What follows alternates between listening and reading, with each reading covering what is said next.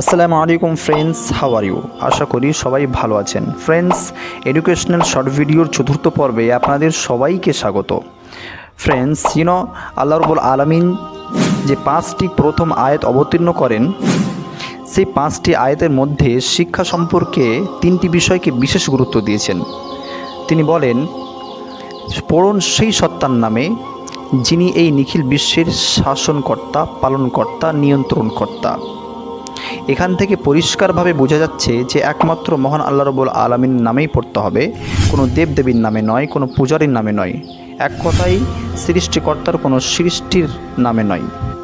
দ্বিতীয়ত তিনি বলেন যে আমি মানুষকে কলমের মাধ্যমে, কলমের সাহায্যে শিক্ষা দিয়েছি, কেননা এই পৃথিবী সৃষ্টি করার আগে আল্লাহ রাব্বুল আলামিন কলমকে সৃষ্টি করেছেন। তিনি তৃতীয়ত বলেন যে মানুষকে আমি এমন সব বিষয় শিক্ষা দিয়েছি যেসব বিষয়ে মানুষ অবগত ছিল না, যেসব বিষয়ে মানুষ জানতো না।